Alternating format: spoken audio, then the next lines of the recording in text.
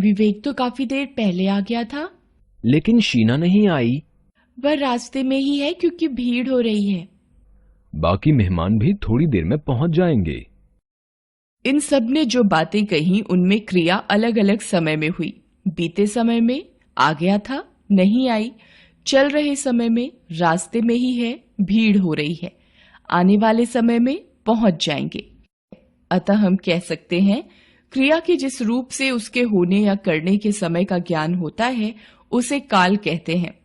काल के भेद। काल के मुख्यतः 3 भेद होते हैं: भूतकाल, वर्तमान काल, भविष्यत काल। भूतकाल, उसने प्रतियोगिता में भाग लिया होगा। मैंने यह फिल्म देखी थी। वाक्यों में सभी क्रियाएं बीत चुके समय में होने की बात कही जा रही है। इनमें बीते समय में क्रिया के पूर्ण होने, क्रिया के पूर्ण होने में संदेह और अनिश्चितता की स्थिति भी प्रकट हो रही है। ये सभी भूतकाल की क्रियाएं हैं। अतः हम कह सकते हैं क्रिया के जिस रूप से बीते हुए समय में क्रिया के करने या होने का ज्ञान होता है उसे भूतकाल कहते हैं। भूतकाल के भेद। भूतकाल में भी क्रिया की पूर्णता तथा संपन्नता के समय में अंतर होता है। इस आधार पर भूतकाल के 6 भेद हैं: सामान्य भूतकाल, पूर्ण भूतकाल, अपूर्ण भूतकाल, आसन्न भूतकाल, संदिग्ध भूतकाल, हेतु हेतुमत भूतकाल। सामान्य भूतकाल, क्रिया के जिस रूप से बीते हुए समय में क्रिया के होने का ज्ञान होता है किंतु समय का निश्चित ज्ञान नहीं होता, उसे सामान्य भूतकाल कहते हैं। जैसे लड़की ने हॉकी खेली। वाक्य में खेली से क्रिया का बीते समय में होना प्रकट हो रहा है, अतः ये सामान्य भूतकाल की क्रियाएं हैं। कुछ अन्य उदाहरण: कबूतर चिट्ठी लेकर उड़ा, अध्यापिका ने संस्कृत पढ़ाई। पूर्ण भूतकाल, जिस क्रिया रूप से क्रिया के भूतकाल में उसके बहुत पहले पूरा होने का पता चलता है उसे पूर्ण भूतकाल कहते हैं। इसमें सामान्य भूतकाल की क्रिया के साथ था थे थी लग जाते हैं। जैसे मरीज समय से अस्पताल पहुंच गया था।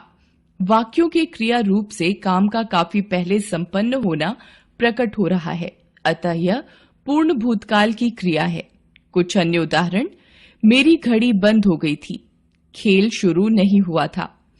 अपूर्ण भूतकाल, क्रिया के जिस रूप से यह पता चले कि क्रिया भूतकाल में हो रही थी किंतु यह न पता चले कि क्रिया पूरी हुई या नहीं, उसे अपूर्ण भूतकाल कहते हैं। इसमें क्रिया के साथ रहा था, रहे थे आदि लगे होते हैं। जैसे कोयल कूक रही थी। वाक्य के क्रिया रूप से यह पता नहीं चल रहा कि जो क्रिया भूतकाल में आरंभ हुई थी वह पूरी हुई या नहीं, अतः यह अपूर्ण भूतकाल की क्रिया है।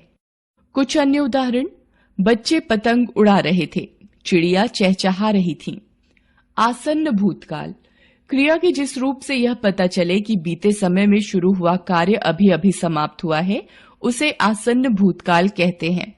इसमें सामान्य भूतकाल की क्रिया में है, हैं, हूं आदि लग जाते हैं। जैसे माली ने पौधों को पानी दे दिया है, मजदूर घर लौट आया है। वाक्यों की क्रियाओं से पता लग रहा है कि जो क्रियाएं भूतकाल में आरंभ हुई थीं, वे अभी अभी पूरी हुई हैं, अतः ये आसन्न भूतकाल की क्रियाएं हैं। कुछ अन्य उदाहरण: बंदर ने पौधा उखाड़ दिया है, भाई ने लाइट जला दी है। संदिग्ध भूतकाल, भूतकाल के जिस क्रिया रूप से कार्य के पूर्ण होने में संदेह प्रकट हो उसे संदिग्ध भूतकाल कहते हैं।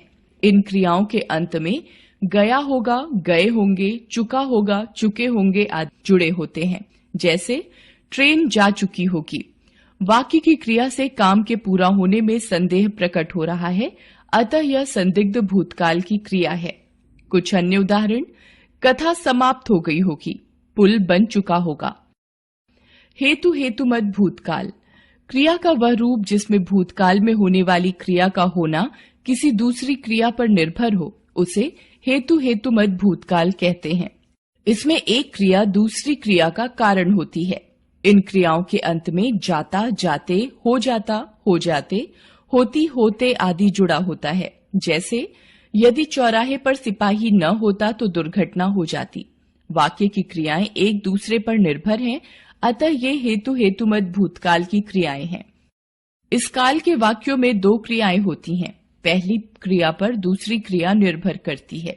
कुछ अन्य उदाहरण: यदि बादल नहीं होते तो बड़ी गर्मी होती, दवा मिलती तो मरीज ठीक हो जाता। वर्तमान काल, मणि व्यायाम कर रहा होगा, कुम्हार बर्तन बनाता है। वाक्यों में दी गई क्रियाओं से यह पता चल रहा है कि उनके द्वारा होने वाले कार्य उपस्थित समय में हो रहे हैं। ये वर्तमान काल की क्रियाएं हैं। अतः हम कह सकते हैं, क्रिया के जिस रूप से वर्तमान यानी उपस्थित समय में कार्य के होने का ज्ञान होता है, उसे वर्तमान काल कहते हैं। वर्तमान काल के भेद। वर्तमान काल के 3 भेद माने जाते हैं: सामान्य वर्तमान काल, अपूर्ण वर्तमान काल, संदिग्ध वर्तमान काल। सामान्य वर्तमान काल, क्रिया के जिस रूप से वर्तमान काल में साधारण रूप से कार्य के होने का पता चलता है, उसे सामान्य वर्तमान काल कहते हैं। इन क्रियाओं के अंत में सामान्यतः है और हैं जुड़े होते हैं। जैसे कार्तिक बस चलाता है। वाक्य की क्रिया वर्तमान काल में सामान्य रूप से संपन्न हो रही है, अतः यह सामान्य वर्तमान काल की क्रिया है। कुछ अन्य उदाहरण: सिंह जंगल का राजा है, आसमान में बिजली कड़कती है, खेत में फसल उगती है, नदी कलकल बहती है। अपूर्ण वर्तमान काल, क्रिया के जिस रूप से काम के वर्तमान काल में चलते रहने का पता चलता है, उसे अपूर्ण वर्तमान काल कहते हैं।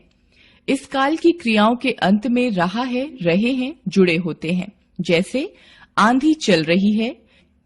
वाक्य की क्रिया से कार्य के चलते रहने का ज्ञान हो रहा है, अतः ये अपूर्ण वर्तमान काल की क्रियाएं हैं। कुछ अन्य उदाहरण: विद्यालय में परीक्षा चल रही है, झंडा फहरा रहा है। संदिग्ध वर्तमान काल, क्रिया के जिस रूप से वर्तमान काल में क्रिया के होने में संदेह प्रकट हो, अर्थात क्रिया के होने के विषय में निश्चितता का अभाव हो, उसे संदिग्ध वर्तमान काल कहते हैं। इस काल की क्रियाओं के अंत में रही होगी, रहा होगा, रहे होंगे आदि जुड़े होते हैं। जैसे लोग काम पर जा रहे होंगे। वाक्यों में कार्य होने की संभावना वर्तमान काल में ही है, अतः ये संदिग्ध वर्तमान काल की क्रियाएं हैं। कुछ अन्य उदाहरण: मैदान में बाढ़ आ रही होगी, नाव तैर रही होगी। भविष्यत काल, पापा कल लखनऊ जाएंगे, कल कठपुतली का खेल दिखाया जाएगा। वाक्यों में दी गई क्रियाओं से कार्यों के आने वाले समय में होने का पता चल रहा है। ये भविष्यत काल की क्रियाएं हैं, अतः हम कह सकते हैं, क्रिया के जिस रूप से आने वाले समय में कार्य के होने का पता चलता है, उसे भविष्यत काल कहते हैं। भविष्यत काल के भेद। भविष्यत काल के 3 भेद होते हैं: सामान्य भविष्यत काल, संभाव्य भविष्यत काल, हेतु हेतुमत भविष्यत काल। सामान्य भविष्यत काल, क्रिया के जिस रूप से आने वाले समय में कार्य के करने या होने का पता चलता है, उसे सामान्य भविष्यत काल कहते हैं। इस काल की क्रियाओं के अंत में होगा, होगी, होंगे, जाएगा, जाएगी, जाएंगे आदि जुड़े होते हैं। जैसे कल स्कूल में वाद विवाद प्रतियोगिता होगी, अब बच्चों को टीके लगाए जाएंगे।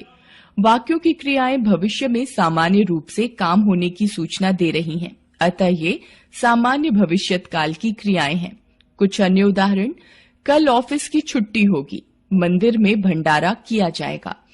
संभाव्य भविष्यत काल, क्रिया के जिस रूप से आने वाले समय में कार्य के पूर्ण होने की संभावना हो, उसे संभाव्य भविष्यत काल कहते हैं। इस काल की क्रियाओं के अंत में सामान्यतः हो जाए आदि जुड़े होते हैं। जैसे शायद मैं अधिकारी बन जाऊं, शायद खोई हुई घड़ी मिल जाए। वाक्यों की क्रियाओं से काम के भविष्य में होने की संभावना व्यक्त हो रही है, अतः ये संभाव्य भविष्यत काल की क्रियाएं हैं।